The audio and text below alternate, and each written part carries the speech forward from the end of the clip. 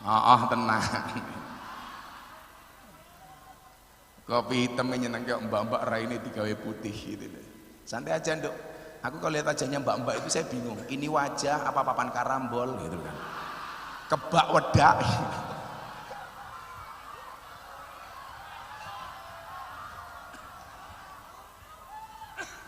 Ada ibu gurumu yang wajahnya kayak papan karambol? Wah, ada.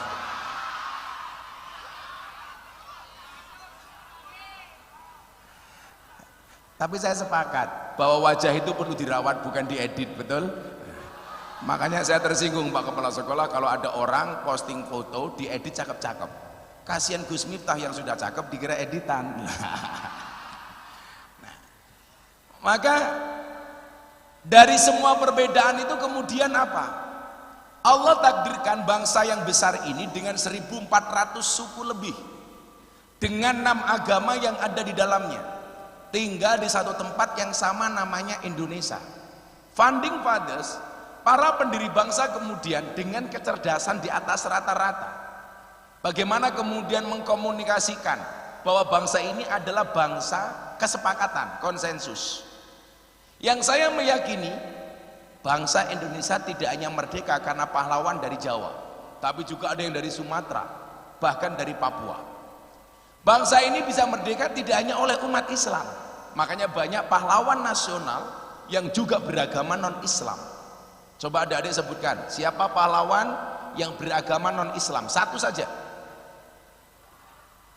Siapa? Kalau Patimura itu debatable, karena dia mengatakan Patimura itu Muslim. Tapi yang jelas rata-rata bapak-bapak, ibu-ibu di sini ngefans dengan Patimura. Buktinya apa? Dompetnya Rp1.000 semua.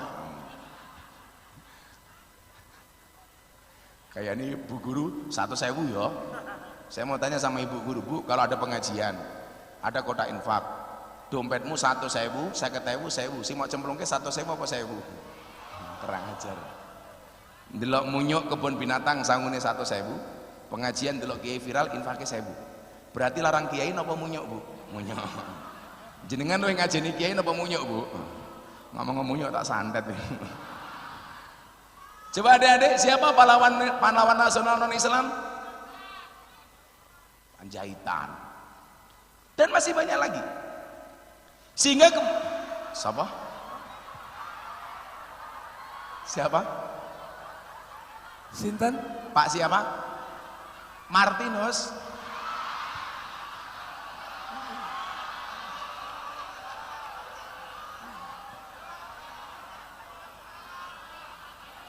Pak Martinus guru apa?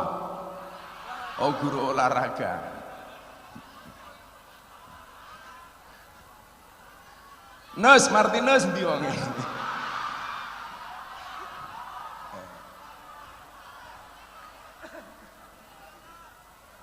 Biasanya kalau guru olahraga itu yang besar apanya Mas Alid? Kempoli. SGM, sikil gebuk maling.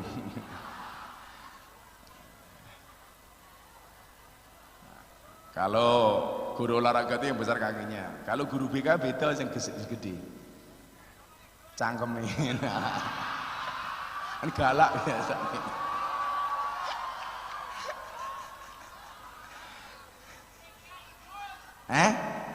Lagi ai sing gede. Loh, saya punya teori, cowok itu kalau perutnya besar biasanya burungnya kecil. Lah kamu tanya kok gitu. Yang gemuk-gemuk hati-hati.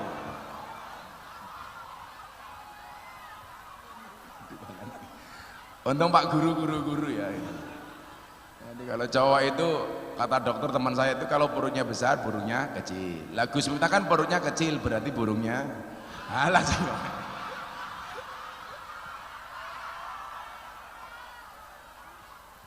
Jadi saya pernah Pak guru Bu Guru membawa cara menyampaikan kebangsaan ke Lemhanas dengan cara santai seperti ini.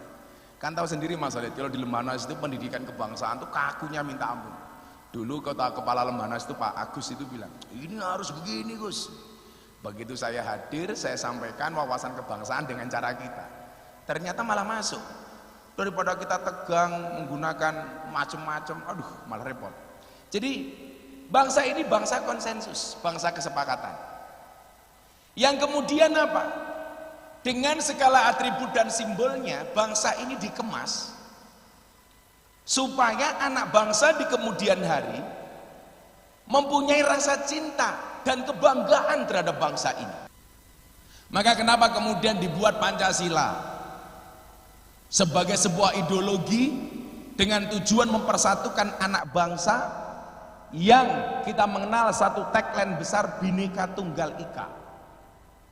Yang di situ kemudian anak bangsa seperti adik-adik ini yang walaupun berbeda, never mind. Kalau orang Arab mengatakan apa Mas Alid? Ma fi muskilah. Kalau bahasanya anak-anak sini, no what. Sehingga apa? Ketika melihat sesuatu yang berbeda itu bukan satu yang aneh, Bu.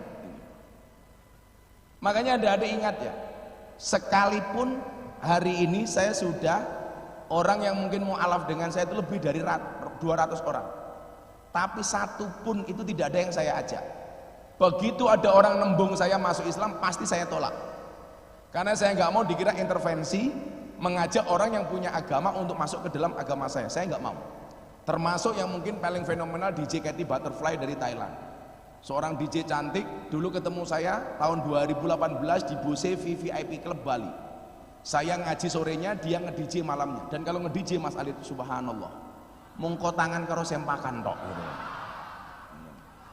Untungnya saat itu saya pakai kacamata hitam sehingga mata saya melotot tidak kelihatan.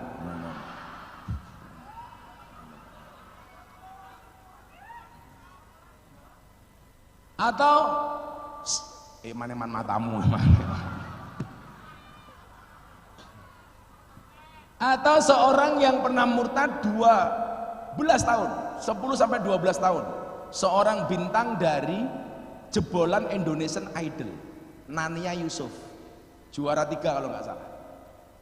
Dia kemudian ketemu saya, bertanya tentang kebinekaan, bagaimana kemudian Islam melihat perbedaan itu seperti apa. Tahun 2021, saat itu saya lagi dibully gara-gara saya memberikan kajian kebangsaan di Gereja Bethel Indonesia Jakarta Utara atas undangan Pendeta Johan saat itu. Nah, di beberapa daerah timur di Indonesia seperti di Manokwari, di Papua, kemudian di Manado, di daerah-daerah timur, nama saya begitu fenomenal, Gus Miftah tokoh toleransi. Tapi apa, di teman-teman kita sendiri di Muslim, saya dihujat habis-habisan, dasar Miftah kafir. Apakah saya marah? Tidak. Saya jawab, dasar Miftah kafir, ramah salah, sahadat meneh. Selesai. Orang kafir 70 tahun, Bu, membaca la ilaha illallah sekali itu terbakar kekafirannya. Alasan mereka mengkafirkan saya apa? Karena saya masuk tempat ibadah agama orang lain. Jawaban saya sederhana, kalau masuk tempat ibadah agama orang lain dibilang kafir, berarti orang Jawa Tengah ini mayoritas kafir. Kenapa? Karena biasa masih Candi Prambanan dan Candi Borobudur, modar aku ya, terus bayar di kafir-kafir kayak gitu. Nah, maka kemudian apa? Pola pikir inilah yang kemudian perlu kita moderasi. Moderasi yang dalam bahasa agamanya namanya wasatiyah. Yang bisa kita lihat dalam surat Al-Baqarah 143, wa kadzalika ja'alnakum ummatan wasaton. Kamu itu jadi umat yang tengah-tengah saja. Enggak usah terlalu ekstrim kanan, enggak usah terlalu ekstrim kiri. Sehingga paham-paham seperti ini Bapak Ibu guru itu harus dimoderasi. Makanya kemarin saya di Madiun itu keren. Kerennya apa? Sesi tanya jawab, nanti di akhir kita akan tanya jawab, yang tanya ke depan saya kasih uang sama saya kasih kaos. Tak kasih uang, per pertanyaan 300.000 lah, lumayan. Bisa gitu ku slot. Ora ya ora. Lumayan bro, tambah dana kenakalannya masih.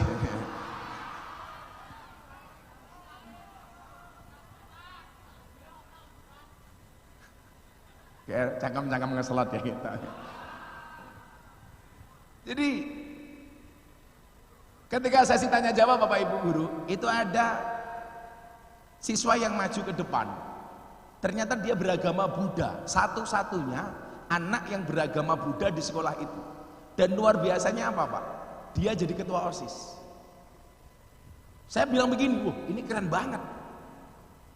anak Buddha di mayoritas siswa yang beragama Islam. Saat itu saya data mayoritas 99,9% Muslim, Buddhanya 1, Kristennya 2 kalau nggak salah.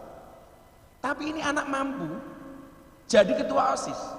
Saya tanya sama kepala sekolahnya, bagaimana kemudian Anda memberikan pemahaman bahwa orang berbeda agama itu never mind, nggak ada masalah. Sementara coba Anda lihat, Jawa Tengah itu terutama Solo Raya, itu begitu banyak kemudian paham-paham yang dianggap agak keras. Termasuk Solo, kemudian Sukoharjo, ya mungkin karangannya. Mudah-mudahan tidak di Jumantono lah. Sehingga kemudian saya kaget. Inilah yang kemudian kita harus pahami. Bahwa di dalam beragama dan bernegara kita punya tatanan masing-masing. Ada hal-hal yang kemudian harus kita pertahankan secara fanatik. Contoh, ketika Deddy Corbuzier tanya sama saya waktu itu tahun 2018, saya viral di klub malam, Deddy Corbuzier kemudian mengundang acaranya, saya di acaranya. Waktu itu acaranya kopi susu. Acara Deddy Corbuzier kopi susu ya? Iya. Apa Bu? Lah ya kopi susu, kopi hitam, susu putih, goblok.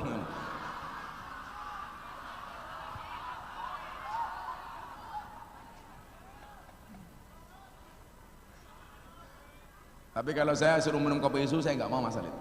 Ya, sukanya kopi hitam. Kalau kopi susu itu membingungkan. Kopi ini ngajak melek, susu ini ngajak turun. Ngantuk. Kepala sekolah mulai memedasi asem gitu. Ya, kita doakan Pak Kepala Sekolah panjang umur, amin. Jadi Bapak sandonya mati kepala sekolah urip dewi ya.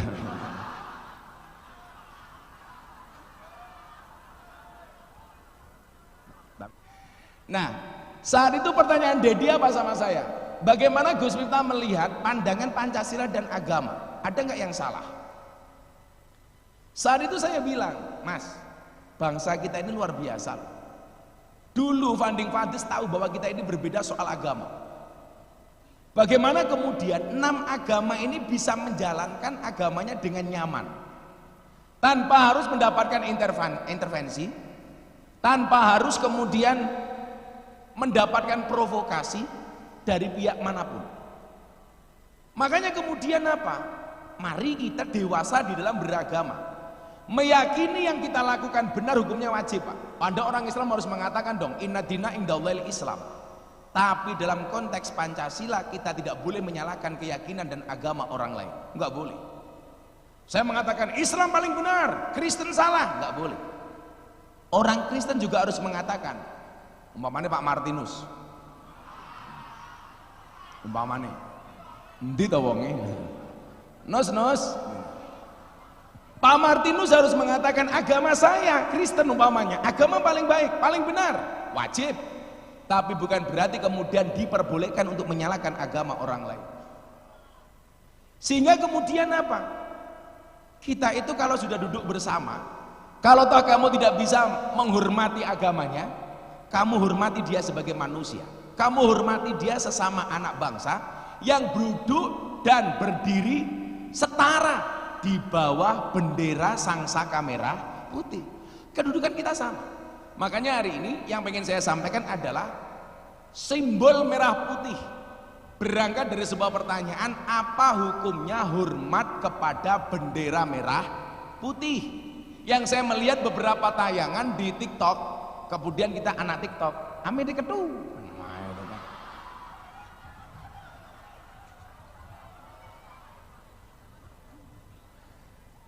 Saya itu kebetulan Pak, ada survei tentang siapakah tokoh nasional yang dianggap merah putih dan paling populer di TikTok. Nah, kebetulan ada 10 nama yang masuk yang dianggap tokoh ini kemudian begitu memahami toleransi dan perbedaan. Dari 10 nama itu hampir semuanya politikus, pejabat publik, gubernur, menteri dan lain sebagainya. Satu-satunya nama yang masuk bukan pejabat politik, bukan tokoh publik, sebagai gubernur, menteri, itu cuma saya. Nomor 10 ada Caimin dengan tagar Jadi begini Pak, kalau dulu kayak almarhum Kiai Jainuddin MZ, dai sejuta umat, tolak ukurnya nggak ada Pak. Cuman kalau pengajian pengunjungnya banyak. Kalau sekarang Pak Anda ngomong sejuta atau sekian umat, itu bisa diukur tolak ukurnya dari medsos. Contohnya salah satunya adalah dari tagar yang ada di TikTok. Nomor 10 ada Muhaimin Iskandar dengan tagar 4 juta, sekian. Nomor 9 ada Erlangga Hartarto 31 juta. Nomor 8 ada Prabowo Subianto 105 juta. Nomor 7 ada Sandiaga Uno ada 123 juta. Nomor 6 dengan tagar 184 juta ada Ridwan Kamil. Nomor 5 Puan Maharani 212 juta tagar. Nomor 4 Erick Thohir 244 juta tagar. Nomor 3 Anies Baswedan 331 tagar. Nomor 2 Gus Miftah 500 juta tagar. Tagar. Nomor 1 ada Mas Ganjar Pranowo. Artinya apa? Ini kemudian harusnya dimanfaatkan oleh Bapak Ibu guru bahwa TikTok itu hanya jangan dianggap sebagai sebuah entertain, tapi sebagai salah satu cara untuk mengedukasi anak kita Pak. Makanya kalau bisa Bu Guru juga punya TikTok dong, nggak ada masalah. Ya walaupun followernya cuma 2, 3, 4 ya nggak apa-apa lah.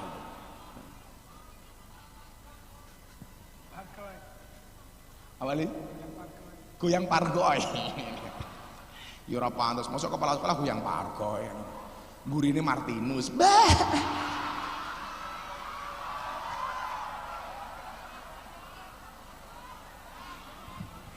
Goyang pargoy bersama kepala sekolah dan Martinus.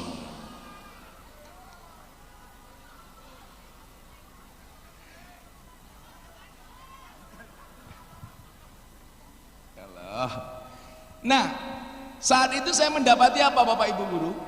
Guru SD di Boyolali itu mengharamkan siswa didiknya untuk melaksanakan upacara bendera. Alasannya apa? Karena di dalamnya ada acara hormat kepada merah putih. Yang menurut dia itu adalah kesyirikan. Karena kita harusnya pasrah menyembah hanya kepada Allah. Kenapa harus menyembah kepada merah putih? Dengan alasan satu ayat dalam Al-Quran, inna solati wa nusuki wa mahyaya wa mamati lillahi rabbil alamin. Sesungguhnya solatku, ibadahku, hidup dan matiku hanya untuk Allah. Tidak boleh untuk selain Allah, termasuk merah putih. Saya batin, ini namanya jaka sembung bawa golok, nggak nyambung blok. Coba adik-adik bisa nggak membedakan penghambaan dengan penghormatan? Kalau Anda hormat kepada merah putih, itu penghambaan apa penghormatan? Di dalam penghormatan itu ada rasa mahabbah, takdiman wa takriman wa mahabbatan. Rasa hormat, rasa cinta, rasa memuliakan. Pertanyaannya adalah salahnya di mana? Ketika kemudian kita hormat kepada merah putih. Dulu zaman Nabi Muhammad berperang itu membawa bendera. Membawa bendera, membawa panji-panji. Yang salah satu pembawa panjinya adalah Khalid bin Walid. Ketika panji itu dipegang oleh Khalid bin Walid, tentara Islam banyak mendapatkan kemenangan. Dan ketika gugur, mereka dianggap syahid. Apa yang mereka kibarkan? Panji-panji bendera Islam di saat Nabi Muhammad SAW. Artinya apa? Ada simbol yang harus dihormati. Merah putih hadir sebagai simbol bahwa kemudian bangsa ini bisa menjadi satu dengan simbol merah putih. Makanya Bapak Ibu yang tua-tua ini nyun saya mungkin sepuh-sepuh. Kalau Anda ingat dulu orang tua kita bikin rumah Bu, biasanya merah putih dipasang di mana Bu? Di mana Bu? Di apa istilahnya itu? Puwul, penuwun kalau di sini. Kalau di daerah lain namanya di bandar, di paling atas. Bandar apa Belandar? Belandar. Kok bandar kayak selot?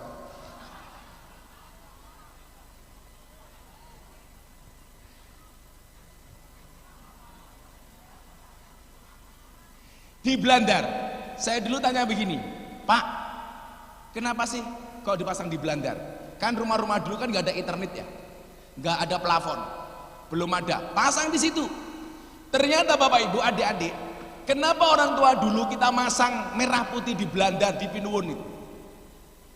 Karena saat penjajahan, ketika orang tua kita masang merah putih di hadapan rumah, itu diancam bunuh oleh Belanda. Jangan pasang merah putih di hadapan rumahmu. Ini adalah negeri penjajahan. Ini adalah negaranya Belanda dan sekutunya. Maka kemudian apa? Disiasati dengan masang merah putih di Belanda. Tujuannya apa? Untuk menumbuhkan semangat mencintai Indonesia. Kalau rumah-rumah dulu itu Mas Salid, biasanya di Belanda dikasih merah putih, kemudian di depan rumah itu ada dua, satu pisang rojo, dua kemudian padi. Lah sudah nom-nom mesti ngerti, nggak tahu. Tapi kalau yang usia sepuh kayak kepala sekolah mungkin tahulah gitu. Pak kepala sekolah usianya berapa Pak kepala sekolah? Oh 58, ya 4 tahun meneh lah. Pensiun gitu. Oh malah 2 tahun lagi. Oh 60 ya, 2 tahun lagi pensiun. Ya mudah-mudahan Pak kepala sekolah masuk surga pertama kali lah. Amin. Berangkat habis sholat asar. Di barasar mau dari ojo kok. Nah, dipasang pisang rojo. Nah, ini teman-teman kayak teman-teman tentara ini harus paham. Kayak Pak polisi, kayak koncoku Bimas, kayak Dai Bimas, kayak kudu ngerti ini. Sehingga kemudian apa? Saya waktu itu bertanya, Pak Guru, Pak Kiai, kenapa dipasang pisang raja depan rumah? Kenapa kemudian dipasang padi? Kenapa kemudian dipasang merah putih di Blandar dan lain sebagainya? Ternyata Bapak itu semua simbol. Simbol bahwa hidup ini butuh simbol. Contoh begini, saya nulis begini. Kenapa di Blandar itu dipasang merah putih? Yang menurut Habib Lutfi, merah putih itu mengandung 3 hal. Di dalamnya ada harga diri bangsa, jati diri bangsa, dan kehormatan bangsa. Artinya apa? Kalau Anda tidak mau hormat kepada merah putih, berarti Anda tidak menghargai bangsa. Oh, apa nganu le? Panggungnya mbruk sisan le. Kita yang protes rondoi. Itulah hidup, memang indah bila disertai dengan janda dan tawa. Oh canda itu. Loh, balik meneh iki ngapain? Le, urip mungkin kaya batik. Tahu kenapa? Kakean pola. Pola ya. Jadi dalam merah putih itu ada harga diri bangsa, jati diri bangsa, dan kehormatan bangsa. Makanya kemudian apa? Kalau Anda tidak mau hormat kepada merah putih, ya Anda tidak punya kehormatan. Kalau Anda tidak mau hormat kepada merah putih, Anda tidak punya jati diri. Kalau Anda tidak mau hormat kepada merah putih, berarti Anda tidak punya harga diri. Karena di dalamnya ada harga diri, ada jati diri, dan ada kehormatan. Makanya mbah-mbah kita itu pinter. Kenapa kemudian dipasangnya di Blandar Tengah? Tujuannya satu. Setiap saat kita teringat dengan Indonesia. Bagaimana kemudian merah kita diingatkan dengan darah para pahlawan yang dikeluarkan demi kemerdekaan bangsa ini. Makanya kenapa kemudian resolusi jihad 10 November Mbah Hasyim Asy'ari dengan lantangnya mengatakan hubbul waton minal iman. Yang saya kemudian gagal paham ketika ada orang datang kepada saya di Sidoarjo bertanya, Gus saya mau tanya, hubbul waton itu hadis riwayat siapa? Aku medasku Mas Salid, itu kan bukan hadis. Tapi karena yang tanya nggak paham Mbak, dia tanya hubbul waton itu hadis riwayat siapa? Mergo sing takon wong goblok tak jawab hadis riwayat Muslim. Dia protes, kenapa kok Muslim? Saya jawab, emangnya ada hadis riwayat non Muslim? Karena sing takon goblok ya. Nah, saya dulu diajari mencintai bangsa saya. Guru saya masang merah putih di atas kamar saya. Saya dulu diajarkan untuk mencintai pahlawan bangsa. Kamar saya dipasang gambar Mbah Hasyim Asy'ari. tokoh NU yang merupakan pahlawan nasional. Pertanyaannya Bapak Ibu, mohon maaf, hari ini anak-anak banyak yang tidak kenal dengan tokoh dan pahlawan nasional. Kenapa? Karena memang sekolah tidak mendukung mengajarkan itu kepada anak-anaknya. Hari ini sekolah hanya fokus kepada mata pelajaran hanya untuk ujian akhir nasional. Dulu zaman saya Pak Kepala Sekolah, coba Anda lihat Pak, ada pendidikan namanya PSPB, Pendidikan Sejarah Perjuangan Bangsa. Anak-anak ini pasti nggak pernah mendapatkan itu, nggak ada. Dulu kita dari SD masuk SMP mendapatkan pendidikan apa Pak? Penataran P4. Dari SMP ke SMA penataran P4. SMA masuk kuliah penataran P4, wawasan kebangsaan dan lain sebagainya. Dulu saya SD, guru saya mewajibkan kepada saya untuk menghafalkan nama menteri, untuk menghafalkan nama-nama pahlawan, sehingga kemudian kita familiar dengan nama-nama seperti Cut Mutia, Cut Nyadin. Sekarang nggak tahu Bu, taunya siapa? Taunya sekarang hanya Cut Mini, Cut Keke, Cut Tari. Kenapa? Karena memang pendidikan kita tidak mendukung untuk itu. Kita tidak diajarkan untuk mencintai bangsa ini dengan menghafal lagu-lagu kebangsaan umpamanya. Sehingga anak-anak taunya justru lagu Satru, taunya Mendung Tanpa Udan, Ojo Dibanding-banding ke apa meneh? Apa? Payungnya lagu apa? Denny Caknan. Aku ngerti malah stasiun balapan kali. Ning stasiun balapan kota Solo sing dadi kenangan kowe kaya asu kali. Ada. Oh kaya karo aku to lan.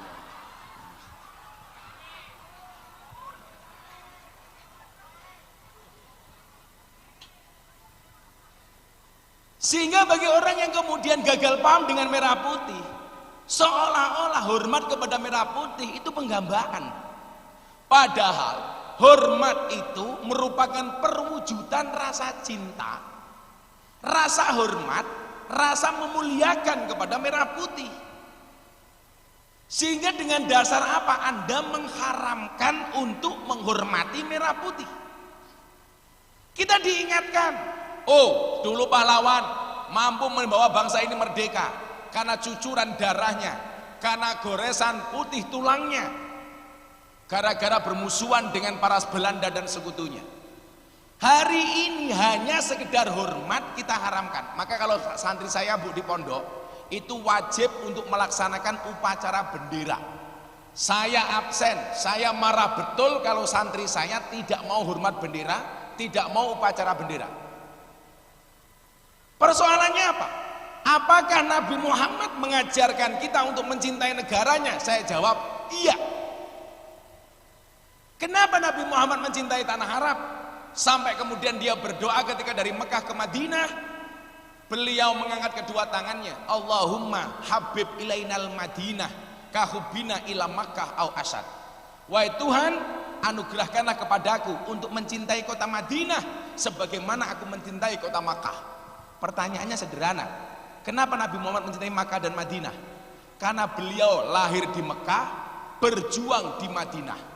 Beliau besar di tanah Arab, hidup di tanah Arab, berjuang di tanah Arab, membesarkan Islam di tanah Arab, meninggal di tanah Arab. Itulah alasan kenapa Nabi Muhammad mencintai tanah Arab. Pertanyaannya, kenapa Anda harus mencintai Indonesia? Karena Anda lahir di Indonesia, tinggal di Indonesia, hidup di Indonesia, bekerja di Indonesia, berjuang di Indonesia, dan besok kita mati dimakamkan di Indonesia. Itulah alasan kenapa kita mencintai kakak itu. Lah kaya ngono diajak mencintai Indonesia malah pangku-pangkuan gitu. Ya Allah. Malah kaya ning pantai gitu.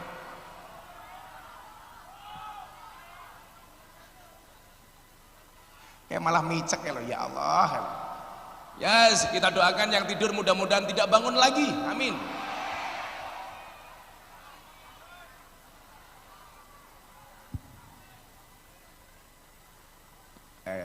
Ratangi tenan kayak kita bablas kayak. Inna lillahi wa inna ilaihi rajiun. Langsung tangi lah. Iki ana wong kajian kebangsaan malah ndelok TikTok sing ndelok Gisel. Ya Allah. Nah, ingat, gunakan waktumu sebaik mungkin. Kenapa? Karena sedetik saja berharga, apalagi 19 detik.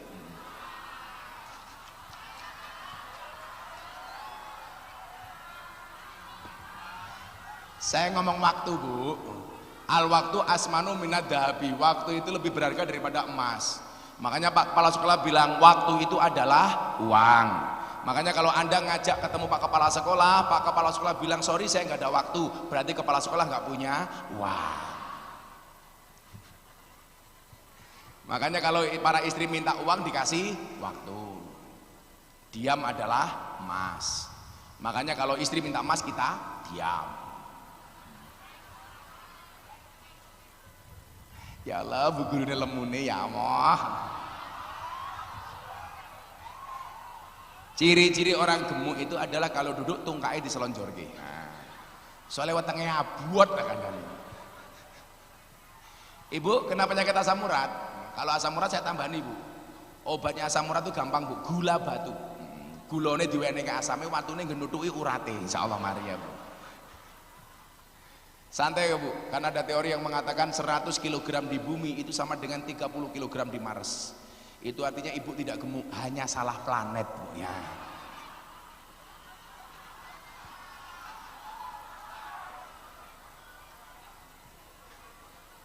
Yang gemuk kayak Bu Guru ini pasti kalau foto miring Pak. Set. Men raket tok wetenge.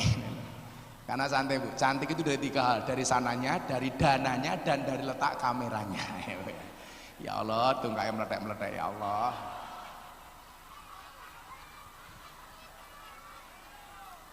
Buah belimbing, buah pisang, raine glowing, kakinya belang-belang. Buah belimbing di atas ketek, raine glowing, tungkai meletek.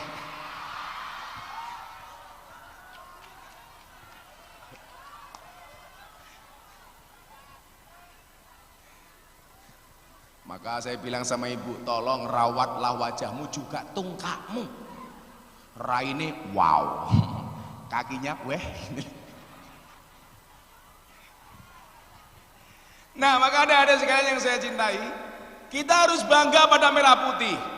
Kenapa? Karena bendera merah putih adalah simbol negara Indonesia. Bendera merah putih mempunyai makna berani dan suci, menggambarkan keberanian dan kesucian. Yang artinya apa? Artinya dengan simbol ini harus tumbuh rasa semangat, tentunya dalam konteks masing-masing. Kalau dalam bahasa Al-Quran ada bahasa fastabiqul khairat, berlomba-lomba dalam kebaikan. Berlomba-lomba dalam kebaikan itu pemahamannya adalah bukan satu posisi diperebutkan oleh banyak orang, tetapi menjadi yang terbaik di posisi masing-masing. Jalan dakwah saya dengan Bapak Ibu guru pasti berbeda. Dakwahnya Bapak Ibu guru apa? Dengan mengajarkan, mengedukasi, transfer knowledge kepada para siswa. Dakwahnya Gus Miftah dengan jalan yang berbeda, ngurusi anak klub malam, lokalisasi, pengajian bersama teman-teman artis supaya tidak terpapar dengan paham-paham radikal. Ini saya lagi gencar Pak Kepala Sekolah memberikan pemahaman kebangsaan dan beragama yang menyenangkan di kalangan para artis. Kebetulan saya punya pengajian rutinan di Tower 99 Juragan MS Glow dengan teman-teman artis. Tapi ndelala Bu, rondo tok isine. Ada Wika Salim, ada Aura Kasih, ada Selin Evangelista, Nikita Mirzani, dan yang paling baru idolanya Kepala Sekolah, Lucinta Luna. Ya Allah. Ketoke wayu Pak, bahasan tak rangkul subhanallah, busine metu. Metul itu.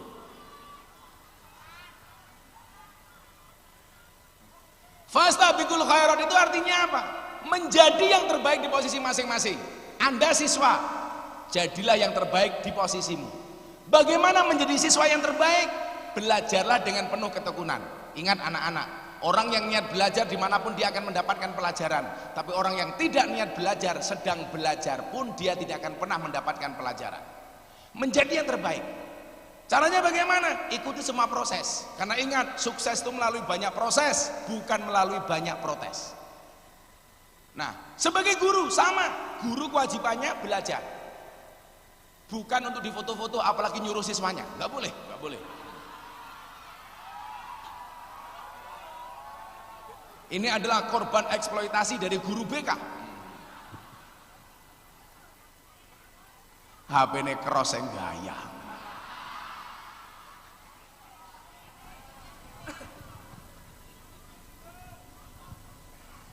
Kita ikon motor di bawah ancaman foto, oke? Ora bijimu papat. Jadi menjadi yang terbaik. Sehingga kemudian apa? Nggak ada waktu dan ruang bagi kita hanya untuk ngurusi orang lain. Kalau kemudian satu posisi untuk diperebutkan banyak orang, Bu, yang terjadi apa? Kita saling menjatuhkan dong. Padahal mohon maaf, kita ditakdir dengan cara hidup masing-masing.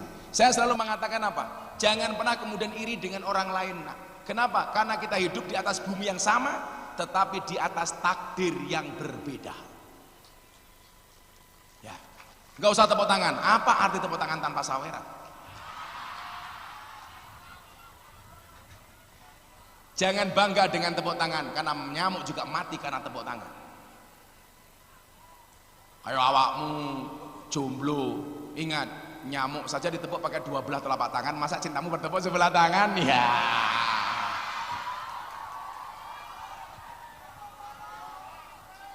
Sandele, kalau kamu dibully, dasar kamu jomblo, kamu jawab, sorry, saya jomblo bukan karena saya nggak laku, tapi karena memang nggak ada yang mau.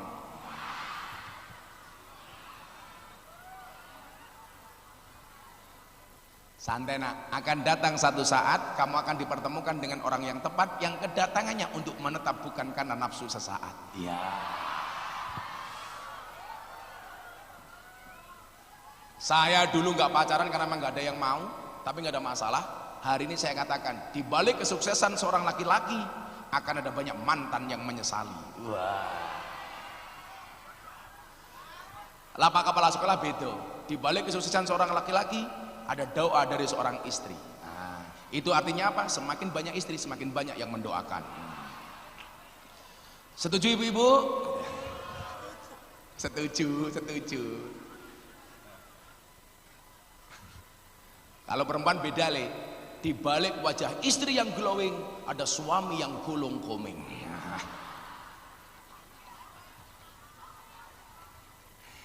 Nah, kenapa Bu? Oh, cari sendiri. Itulah. Saya ditanya sama perempuan, Gus, boleh nggak istri bekerja? Oh boleh. Kenapa? Karena suami itu hanya titipan. Kalau tidak diambil Allah, minimal diambil mantan. Iya.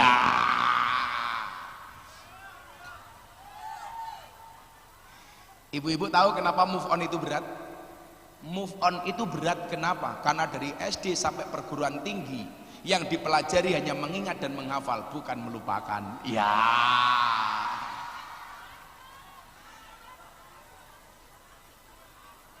Oh tenang. Makanya kalau kamu dengan pacar jangan bilang mantan, tapi alumni, supaya apa? Bisa reuni. Ya Allah, lemu nih, gemes aku. Saawak kok bokong kabeh, ya Allah. Bungkus mbahmu bungkus orang muat mobilku.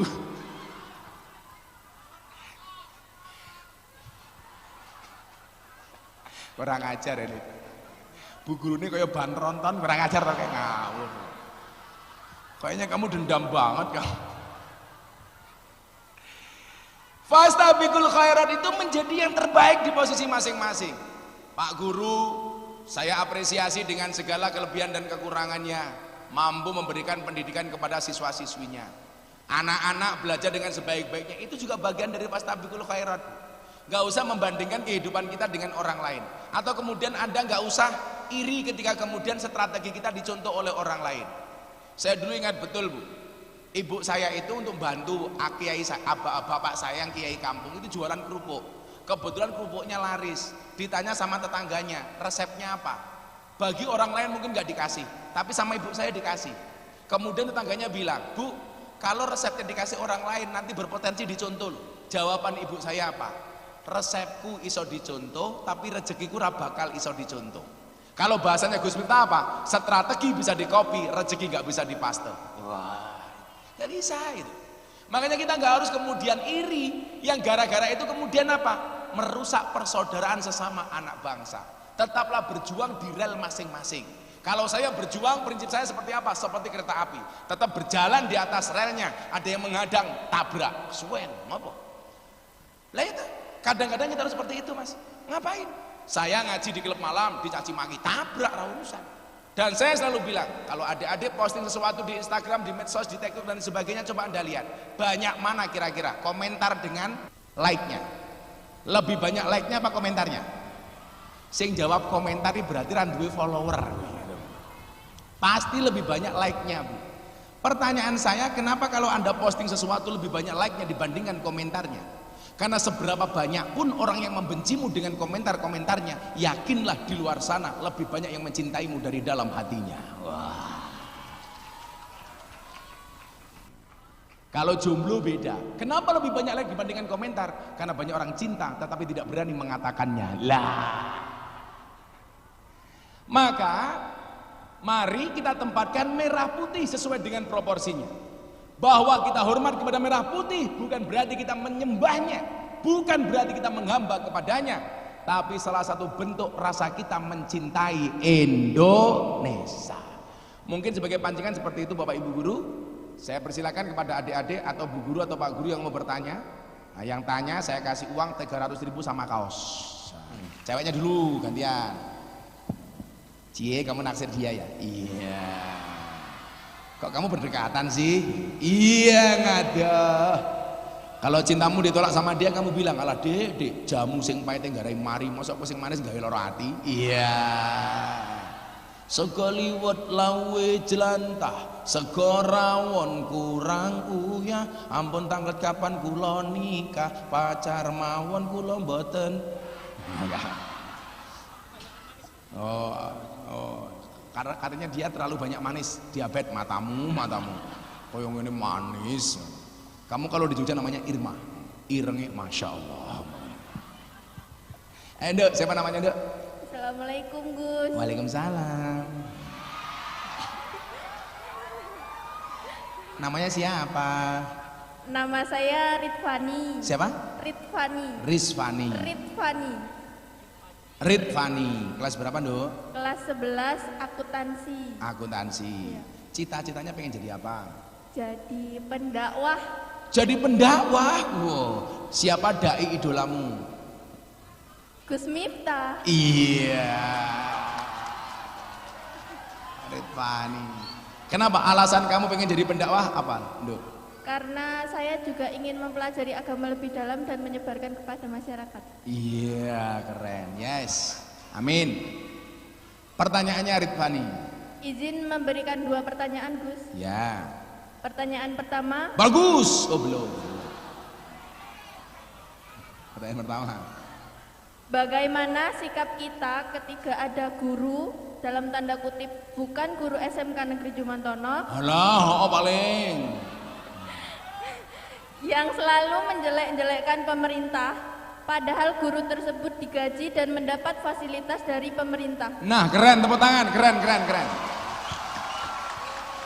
Tolong di zoom. Nanti saya potong, saya masukkan medsos saya. Bagus sih. Nah, terus dia makan uang pemerintah tapi menjelek-jelekkan pemerintah. Nah, yang kedua.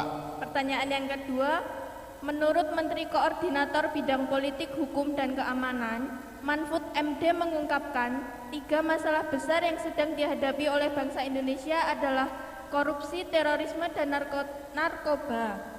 Lantas bagaimana cara mewujudkan Indonesia menjadi bersih dari 3 masalah tersebut?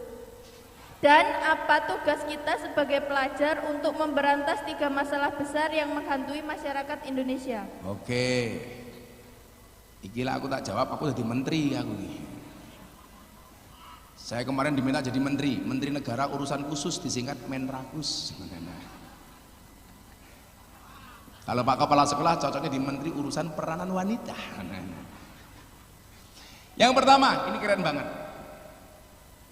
Ada guru digaji oleh negara, menggunakan fasilitas negara, tapi tidak mencintai negara. Dalam bentuk apa? Menjelek-jelekkan pemerintah, menjelek-jelekkan pemimpin.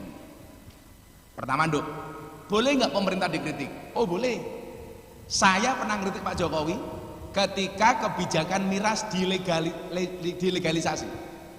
Waktu itu miras legal.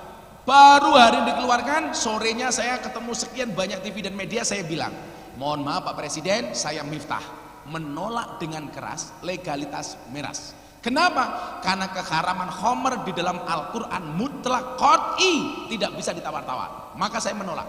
Satu-satunya minuman keras yang boleh dan layak untuk dikonsumsi adalah es batu. Besoknya Pak praktek telepon saya, Gus izin sama Presiden dibatalkan surat keputusan Presiden soal legalitas miras. Artinya apa? Pak Jokowi juga bisa dikritik, tapi dengan cara yang baik. Lah jeleknya orang sekarang itu apa nih? Begitu sudah benci dengan pemerintah, sebaik apapun pemerintah tetap dianggap buruk. Tapi sebaliknya, kalau sudah cinta dengan pemerintah, sejelek apapun tetap dianggap baik. Maka posisi saya moderat, tengah-tengah. Presiden baik, kita dukung. Umpama salah, dikritik dengan cara yang baik. Contoh, mengkritik dengan cara yang tidak baik. Demo mahasiswa di Gorontalo, menghina presiden dengan menyebut nama kelamin. Ini kebablasan.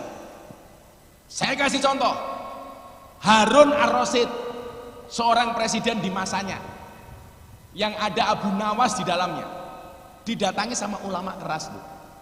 Dia mengatakan apa? Ini nasihun lak, wahai Harun Ar-Rasyid, saya akan menasihati anda. Famusadidun alaika, tapi nasihat saya agak keras. Fala tajidanna fi nafsika alayya say'an, tolong anda jangan marah dengan saya. Apa jawaban Harun Ar-Rasyid? Innallaha ta'ala, sesungguhnya Allah qad arsala man huwa khairum minka, pernah mengutus orang yang lebih hebat dibandingkan anda. Maksudnya siapa? Harun dan Musa. Ilaman huwa sarumini, kepada orang yang lebih jelek dibandingkan saya. Maksudnya siapa? Fir'aun. Tapi apa kata Allah kepada Harun dan Musa? Harun, Musa, nasihatilah Fir'aun. Fakulalahu qawlalayna, berkatalah kepada Fir'aun dengan lemah dan lembut. Pertanyaan saya, apakah Pak Jokowi itu lebih hina dibandingkan Fir'aun? Kok kita ngomong kasar sama Pak Jokowi? Apakah Kiai Ma'ruf itu lebih jelek dibandingkan Fir'aun? Kok kita ngomong kasar sama mereka? Ini nggak layak. Apalagi kemudian Anda seorang ASN, aparatur sipil negara, yang makanmu ditanggung oleh negara, hidupmu difasilitasi oleh negara. Kok kamu menjelek-jelekan pemimpin pemerintah? Saya katakan silahkan tinggalkan statusmu sebagai guru negeri, minggato wae sangka Indonesia. Sepakat Pak Kepala Sekolah.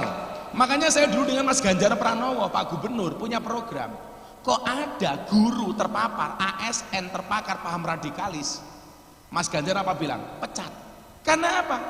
Tidak mempunyai loyalitas kepada bangsa ini. Kalau orang itu sudah benci pemimpin, maka otomatis membenci produk hukumnya. Maka saya bilang, kebencian berlebih kepada pemimpin adalah pintu radikalisme. Kenapa? Karena kalau dia benci Bu, otomatis produk-produknya juga akan dibenci, keputusannya juga akan tidak pernah dihargai. Makanya kalau ada guru seperti itu, katakan sama mereka, Pak, gaya nguntal dipakani negara cerewet, Pak. Iki wongnya tekoran Bu. Kan bukan guru sini, Oh Pak. bukan guru sini. Jos. Kayaknya kalau dia pas dia bilang bukan guru sini, itu kayaknya pesan sponsor. Kemudian yang kedua, bangsa ini apa tadi yang urgent? Satu, narkotika, korupsi, terorisme, narkoba. Kalau terorisme awalnya jelas pintu masuknya adalah radikalisme, intoleransi. Akan masuk ujungnya adalah kepada terorisme, kemudian muncul lagi istilah khilafah dan lain sebagainya. Kalau korupsi jelas berangkat dari kerakusan. Sing salah ki sapa nduk? Guru TK. Gara-gara masuk TK, anak diajari cerita judulnya Kancil Nyolong Timon. Pertanyaan saya, apa pentingnya kancil nyolong timun diajarkan kepada anak-anak? Maling kok diajar-ajar gitu. Maka begitu gede jadi pejabat, gaweane maling koyo kancil. Jadi bupati yo maling. Yo mantan bupatimu ngomong ngendi. Jadi yang salah itu adalah persepsinya. Dok, kalau gaji bapak ibu gurumu hanya untuk sekedar mencukupi kebutuhan, kira-kira cukup apa enggak? Cukup. Yang tidak cukup itu adalah untuk mencukupi keinginan. Maka saya bilang, hidup itu sesuai faktanya, bukan menurut ekspektasinya. Urip sak nyatane, ora sak karepe. Hidup itu berdasarkan kebutuhan, bukan berdasarkan keinginan. Kalau ekspektasinya Pak Guru, bojone papat, Fatimah istri 4, satu rumah. Wow. Faktanya istiqomah, ikatan suami takut istri ketika di rumah. Nah, bagaimana peran kita? Gampang, Dok. Kamu belajar satu, kalau narkoba jelas. Anak-anak ya ingat, jauhi narkoba, dekati janda. Masuk, masuk lak rupamu kaya dina Minggu, ora masuk.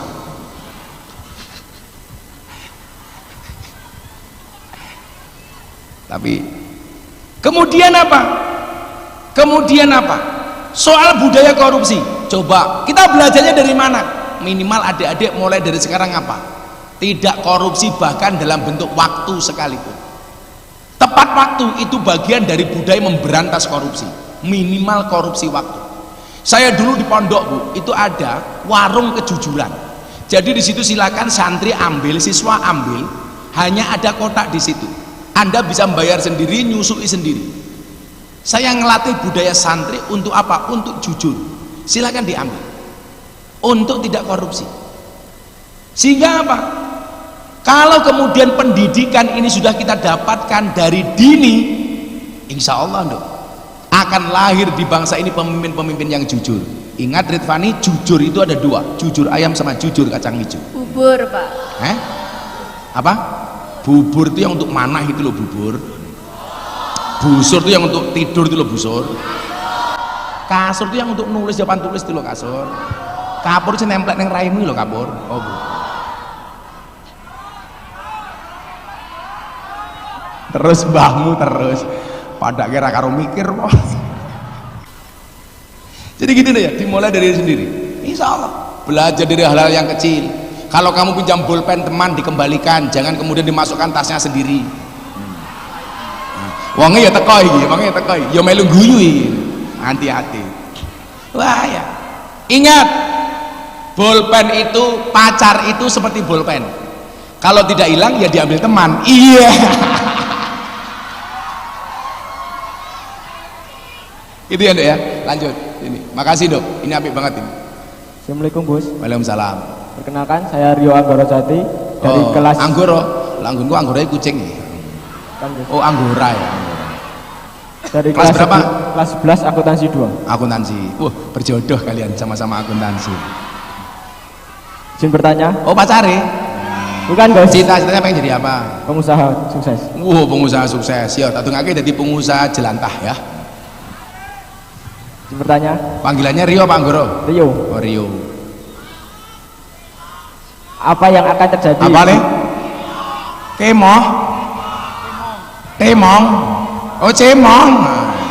Ya. Piye cem? Apa yang akan terjadi jika Gak ada apa-apa kok yang terjadi apa-apa? Jika agama tidak sejalan dengan budaya? B. Apa yang terjadi jika agama tidak sejalan dengan budaya? Kamu tahu Gus Miftah sejak kapan pakai belangkon? Tahun 2006 setelah Bantul gempa bumi.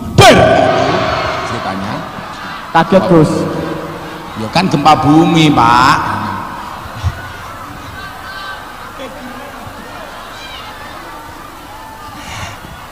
Pak Guru mangan lemper mencelat.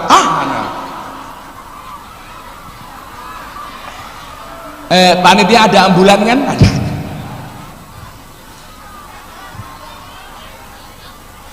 Kenapa kalian kaget? Karena kalian seperti pohon pisang, punya jantung tapi nggak punya hati. Iya. Oh, cah wedok. Ingat cowok, cintailah pacarmu dengan sepenuh hati, bukan dengan sepenuh jiwa. Kenapa? Karena kalau kamu putus dari pacarmu cukup sakit hati, tidak sampai sakit jiwa.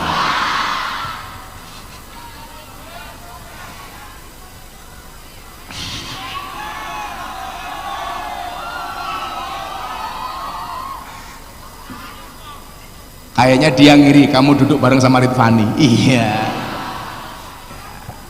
Cemburu. Kamu bilang sama Ridvani, di hadapanmu aku malu memandang wajahmu, tapi di hadapan Tuhanmu aku tidak malu menyebut namamu sebagai calon istriku. Wah.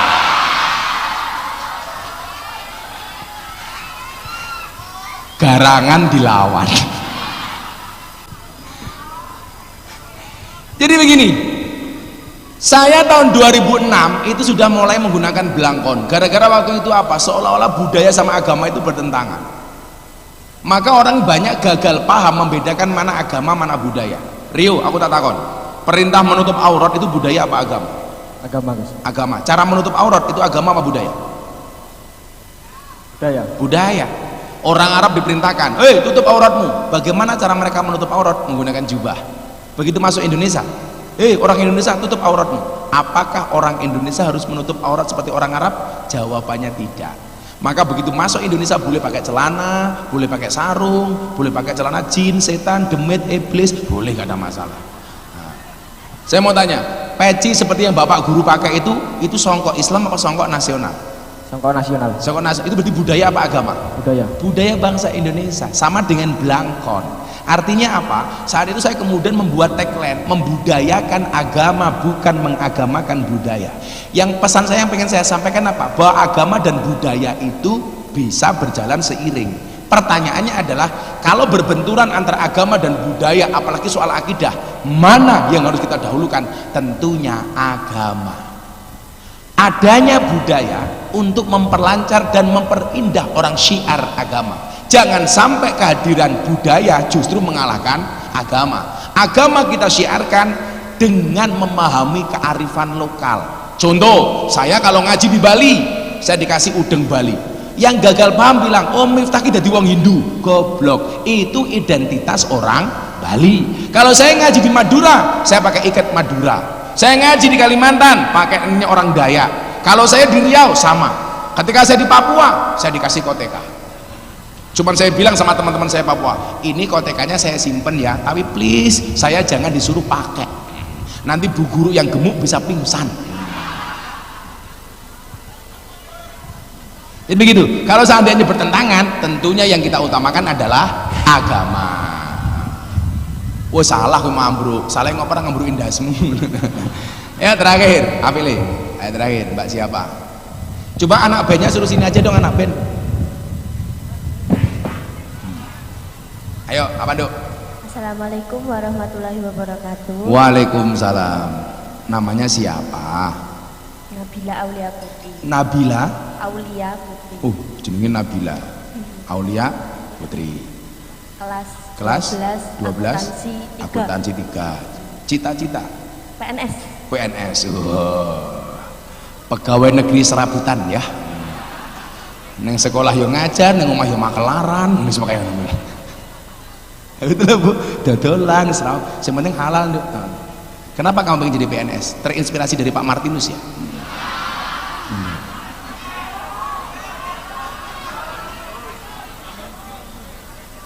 Kenapa pengen jadi PNS? Pengen mengabdi kepada negara. Ini, apa? Pertanyaannya?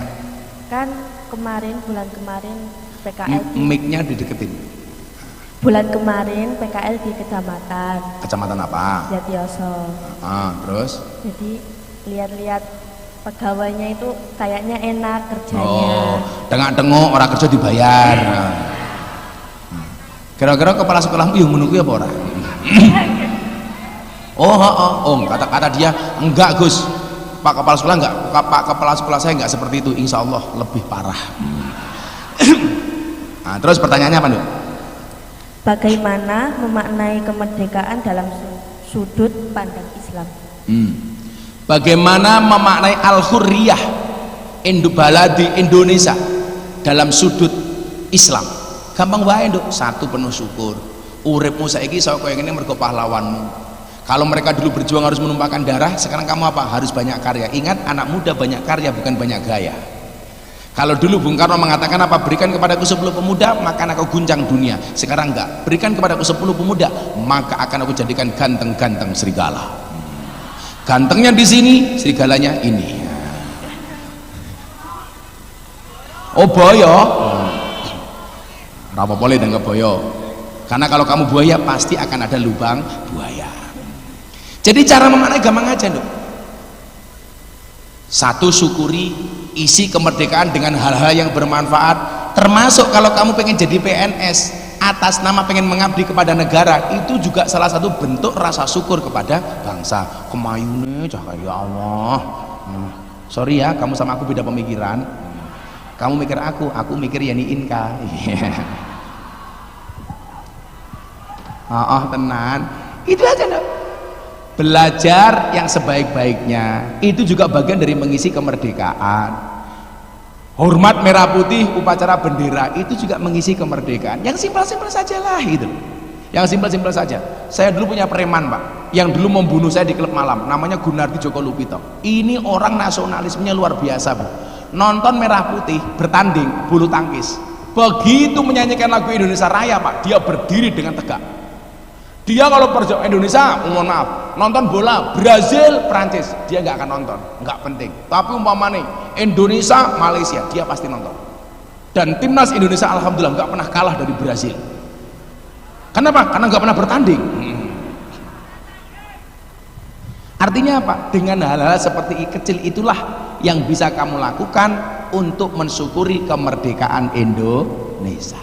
Yuk kita kasih uang kaos. Ini leh, kaos lid. Kaosnya dibuka.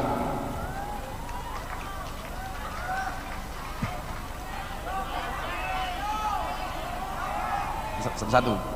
Lumayan le. BLT, bantuan langsung telas. Kasih kaos, kasih kaos. Dibuka kaosnya dibuka. Nah, Rio.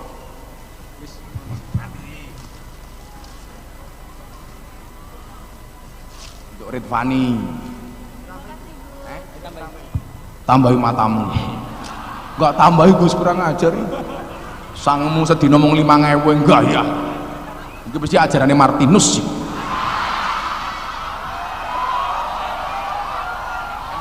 Siapa tadi yang belum? Sini foto sini, foto sini, foto sini, foto sini. Ini foto-foto sini, di belakang sini. Dibuka kaosnya. Kaos dari Bank Mandiri. Kamu sini, sini. Kamu sini aja, Rin. Ya siap-siap, dua-dua, cowok 2 cewek 2. Panitia diatur. Ayo foto.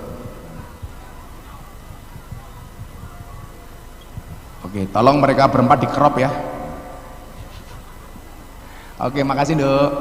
Ya, nah sini Salim. Makasih Teguh. Ya. Teguh, kamu Kristen apa Katolik? Kristen. Ke gereja. Jangan gerejanya Sabtu Minggu libur. Gerejaku gereja negeri kok, Sabtu Minggu libur ya mbahmu. Kamu ke gereja go. Yuk lanjut. Anak band siap-siap. Ayo. Kita akan nyanyi 2 album. Oh berdiri, karena cewek lebih suka kamu berdiri. Iki sopo iki? Kok rupanya gak meyakinkan nih. Ayo yang cewek naik 2. Naik 2.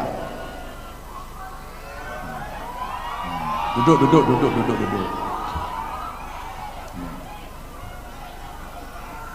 Ya, kamu dulu. Ya. Cie lirik-lirikan cie.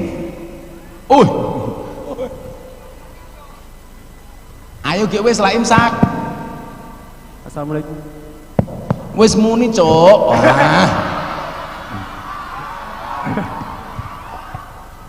Assalamualaikum Gus.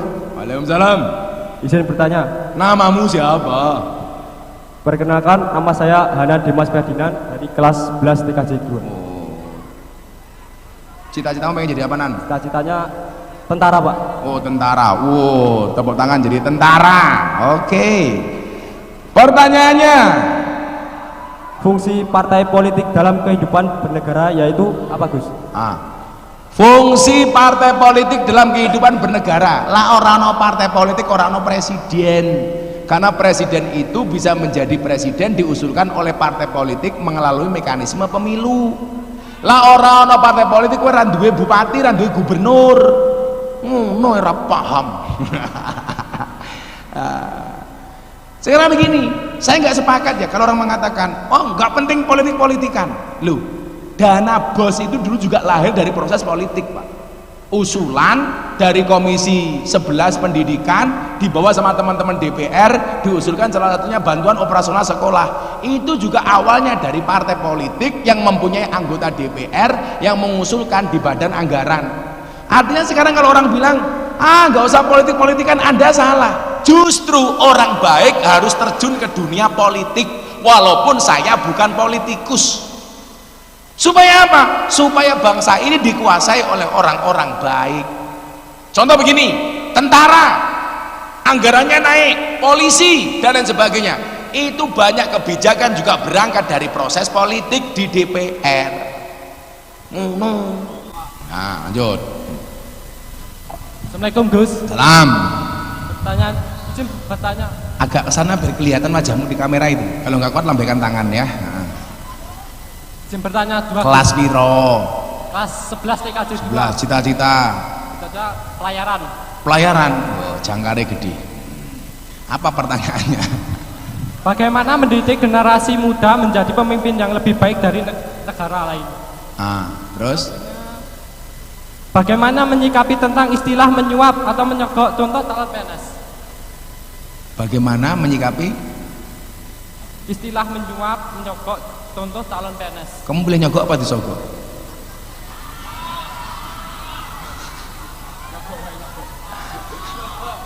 Malah sogok-sogokan nih loh. Yang pertama soal apa mulai? Bagaimana menjadi pemimpin yang lebih baik dari. Gini aja deh, jadilah orang yang punya banyak mimpi. Kalau ada orang mengatakan mimpimu terlalu besar, katakan sama mereka, bukan mimpiku yang terlalu besar tapi pikiranmu yang terlalu kecil. Wah, loh, semuanya berangkat dari mimpi, Bu. Turusik mbahmu, turusik gitu. Nah. Kemudian yang kedua apa? Berproses dengan baik. Kalau ada orang pinter, orang sukses, ingat 3N. Niteni, niroke, nambahi. Kalau bahasanya Pak Martinus, ATM. Amati, tiru, modifikasi. Oh, kurang ajar, ATM. Anggaran tunai Martinus kurang ajar nih. Engko olahraga diajar karo Martinus ya delok wae. Pak Martinus sing ngomong jenenge Hanan karo Dava. Wedi, mboten Pak, mboten Pak. Apa Martinus sih galak? Galak jenenge kurang ajar. Pak Martinus jenenge Dava kowe galak. Berproses dengan baik. Niteni niroke nambahi. Nah, kemudian yang kedua apa? Soal suap-suapan. Ar-rasi wal murtasi finnar. Orang yang nyogok dan disogok sama-sama di neraka. Kenapa orang itu nyogok? Karena dia nggak percaya diri. Kenapa dia nggak percaya diri? Karena dia nggak punya kemampuan. Kalau memang kamu punya kemampuan, kenapa nggak percaya diri? Percaya diri saja. Sekarang banyak generasi muda itu apa? Yang insecure. Apa gue insecure? Tidak pede, underestimate. Tapi juga jangan sebaliknya, jangan overconfident. Yang biasa-biasa saja itu. Lah biasanya jiwa itu lahir dari jiwa yang pesimis. Maka jadilah pribadi yang optimis. Apa bedanya optimis sama pesimis? Bedanya satu leh. Orang optimis melihat melihat peluang dalam masalah. Orang pesimis melihat masalah dalam peluang. Maka jadilah orang yang optimis. Nah, lanjut. Assalamualaikum Gus. Waalaikumsalam. Kamu pakai masker takut corona apa merongos? Oh, siapa tahu merongos juga kan. Tapi kalau kamu merongos gak apa-apa dong, gak usah pakai kawat gigi. Aku wedi lah dulu untuk pakai kawat gigi. Aku bayangke lah bojoku pakai kawat gigi tak cipok, nyantol cangkemmu. Bahaya. Mas, kamu maju Mas, biar gak teman Mas. Kamu mundur dikit. Nah. Ya, ingat merongos itu adalah mingkem yang tertunda. Makanya ada peribahasa merongosong berbunyi nyaring. Oh, tongkos.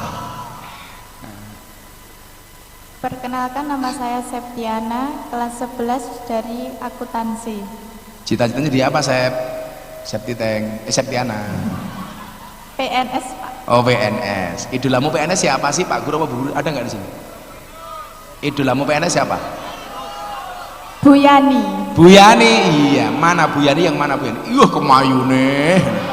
Kenapa kamu mengidolakan Bu Yani, kenapa? Karena suka cara mengajarkan materi kepada murid, itu enggak. Yang paling kamu ingat pesan dari Bu Yani apa? Yang paling kamu ingat pesan dari Bu Yani apa? Teruslah berusaha.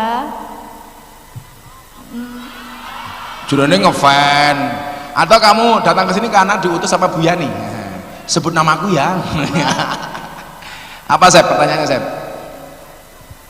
Pesan sponsor. Itu pertanyaan dari kamu apa dari Bu Yani? Oh, dari kamu. Apakah semua anak bangsa sudah dapat menjalankan ajaran agamanya secara aman dan nyaman, termasuk minoritas? Apakah para umat beragama sudah saling menghargai dengan tulus sepenuh hati, bukan berbeda antara di forum publik dan ruang privat? Undang-undang pendidikan mengamanatkan, Pak Kepala Sekolah pasti hafal itu, bahwa siswa didik berhak mendapatkan pendidikan agama sesuai dengan agama dan kepercayaan yang dianut. Betul, Pak Kepala Sekolah ya? Kalau di sini ada orang kayak Teguh umpama nih, beragama Kristen, ya dia berhak dijuarikan guru agama Kristen. Jangan dipaksa untuk ikut kelas pendidikan agama Islam. Yang beragama Buddha sama, dia berhak mendapatkan pendidikan itu, silakan ke kelenteng dan lain sebagainya. Itu wajib karena itu amanat undang-undang. Apakah penerapan itu di Indonesia sudah berjalan dengan baik? Kalau ada satu kasus, dua ya lumrah, kasus satu dua kasus. Tapi saya melihat semuanya alhamdulillah sudah. Nah, kemudian yang kedua, kamu harus bisa membedakan mana ruang publik, mana ruang private. Kadang-kadang orang itu salah apa? Ngomong ke ajarannya orang lain di ruang publik, sehingga terjadi masalah. Contoh, ketika ada ustadz yang mengatakan salib itu tempat, di dalam salib itu ada jin eprit. Tentunya kawan-kawan kita Nasrani marah. Orang Islam ya sudah mau ngomongin Islam saja, orang Kristen silakan ngomongin Kristen saja, nggak usah. Maka kemudian apa? Al-Quran mengatakan wala tasubbul ladzina yad'una min dunillah fayasubbullah adwan bighairi ilm. Janganlah kamu mencaci maki sesembahan orang lain, maka orang lain akan mencaci sesembahanmu tanpa ilmu. Kalau kamu pengen agamamu tidak dicaci, gampang, jangan mencaci agama orang lain. Kalau kamu pengen belajar itu, silakan datang ke pondoknya Gus Miftah. Pondoknya Gus Miftah 60% warga masyarakatnya Katolik. Selatan saya pendeta, utara saya kuburan, dan subhanallah seumur hidup saya tidak pernah bertengkar dengan tetangga utara saya. Kuburan. Paham, Zeb? Yuk lanjut. Assalamualaikum, Gus. Waalaikumsalam. Perkenalkan, nama saya Nikita Eka Febrianti. Alon-alon ngomong apa kamu? Siapa namanya? Nikita Eka. Nikita Mirzani. Nikita Eka, Gus. Oh, Nikita Eka. Cita-cita? Jadi poluan, Gus. Jadi poluan. Wow, jadi poluan. Ya, semoga-moga nasibmu ora kaya Sambu. Amin.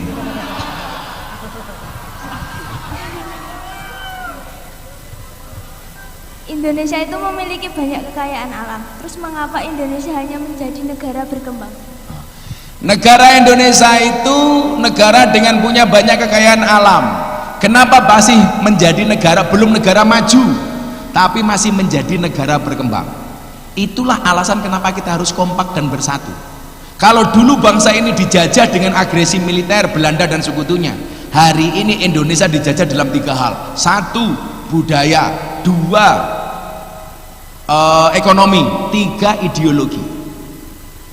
Dijajah ideologinya, masuk yang tadi dibilang si Teguh, memasukkan sistem khilafah ke Indonesia. Budayanya, kita mencontoh budaya Arab. Lucunya apa, Pak? Saya kemarin baru pulang haji. Saya doakan Bapak Ibu guru mudah-mudahan segera dipanggil oleh Allah untuk berangkat haji dan umroh. Lu rampung wis amin cangkeme. Saya di Madinah, Pak, itu ketemu cewek Arab nggak pakai jilbab. Kenapa? Karena di sana peraturan menggunakan kewajiban jilbab dicabut sama pemerintah Arab. Mereka mencontoh budayanya siapa? Amerika. Lucunya apa, Bu? Orang Indonesia mencontoh budayanya orang Arab mencontoh Amerika, Amerika sekarang mencontoh Indonesia. Mulai latihan gamelan pakai beskap, pakai belangkon. Ini muter dunia nih. Kita nggak pernah pede dengan budaya kita sendiri. Kita nyontoh Arab, harus pakai cadar kayak orang Arab, harus pakai jubah kayak orang Arab. Orang Arabnya malah sudah melepas jilbab gara-gara nyontoh orang Amerika. Orang Amerika nyontoh kita. Berarti apa? Kita nggak pernah pede. Maka kemudian apa yang terjadi? Karena kita nggak pernah aware dengan budaya kita. Tahu-tahu reok di aku Malaysia, tahu-tahu batik di aku mana. Kenapa? Karena kita nggak pernah percaya diri dengan budaya bangsa. Anak-anak sunahnya kalau ngopi harus di Starbucks. Ayo, kalau makan harus di KFC, Kementos fried chicken.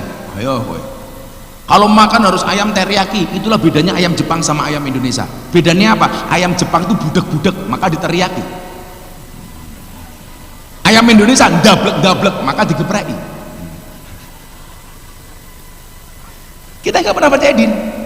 Lah, ketidakpercayaan diri itulah kemudian yang menjadi pintu masuk bangsa lain menjajah Indonesia. Tujuannya apa, Nduk? Untuk menguasai kekayaan alam Indonesia. Emasnya, batu baranya, minyaknya, nikelnya, timahnya, sawitnya. Kenapa? Karena kita anak bangsa ribut sendiri. Tahu-tahu batu bara sudah pindah tangan, tahu-tahu minyak sudah pindah tangan. Kenapa? Karena kita dijajah secara ideologi, secara budaya, secara ekonomi. Makanya apa? Harus kompak. Sekarang Pak, kalau mereka mau menjajah kita militer kayak Rusia ke Ukraina, nggak mungkin berani Pak. Kenapa? Alutsista bangsa Indonesia sekarang luar biasa. Lagian kalau mereka menjajah Indonesia pakai agresi militer, mahal Pak. Mereka mikir biaya perang di Indonesia itu mahal. Tank masuk ke alun-alun Karanganyar bayar parkir 2.000, nguyuh 2.000, meh turu tawari canggodok, canggoreng cangkemu, alah turu-turu. Mikir mereka Pak. Maka dijajah dengan fashion. Wah, kalau penampilan harus seperti orang-orang barat, K-pop. Wah, saya itu Bu, kalau ngaji di Korea, di Taiwan, di Hong Kong, kadang-kadang malu. Anak-anak TKI di Indonesia di sana pakai banyak yang pakai pakaian meniru pakaiannya artis Korea. Lah wong Korea no enak didelok putih mulus, lah cah Indonesia ya Allah. Gitu. Maksud saya apa? Bukan menghina orangnya, budayanya nggak cocok untuk kamu. Ngapain kamu contoh? Saya di mana-mana bangga Nduk pakai blangkon. Saya haji pakai blangkon. Ditanya sama orang Arab, "Mahada, ini apa?" Aku bingung blangkon bahasa Arab ya apa? Akhirnya tak jawab, "Hada blangkon." Nah. Mahwa blangkon. Blangkon itu apa? Tak jawab, "Ina urroksi wadai endas." Wah, akhirnya istalif. Pinjam blangkonnya. Blangkonku diambil diomba ambu. Ya kecut kok goblok aku. Tolong itu umbul-umbulnya merah putih jangan jatuh kayak gitu dong. Mbak, Dok, umbul-umbul depanmu itu, Dok. Depanmu itu loh. Nah. Kalau kamu cari suami, carilah suami yang mencintai NKRI. Kenapa? Suami saja dijaga, apalagi hatimu. Iya. Jadi gitu Dok. Kita dijajah. Sehingga harus kompak dan akur supaya bangsa ini menjadi bangsa yang maju. Tapi yang perlu kamu tahu, dulu orang-orang Islam garis keras di Indonesia Pak, mengidolakan siapa? Erdogan, presiden Turki. Katanya presiden muslim yang akan mampu membawa kejayaan khilafah. Anda sekarang tahu Turki bangkrut, mata uang lira di bawah rupiah. Artinya apa? Prestasi Pak Jokowi hari ini lebih hebat dibandingkan presiden Turki Erdogan yang dulu disanjung-sanjung. Kita kurang apa gitu. Ono Covid muncul BLT. Begitu muncul BLT semua orang ngaku miskin termasuk gurumu. Wow. Ada BLT untuk UMKM, semua orang mengaku pengusaha kecil. Saya usul sama presiden, Pak bikin BLT lagi. Untuk siapa Gus? Untuk orang gila. Apakah orang Karanganyar ngaku-ngaku gila? Supaya dapat BLT, bantuan langsung telas. Makanya kita akur-akur saja supaya kita kompak membangun bangsa ini menjadi negara yang maju. Amin Allahumma amin. Tepuk tangan untuk mereka berempat.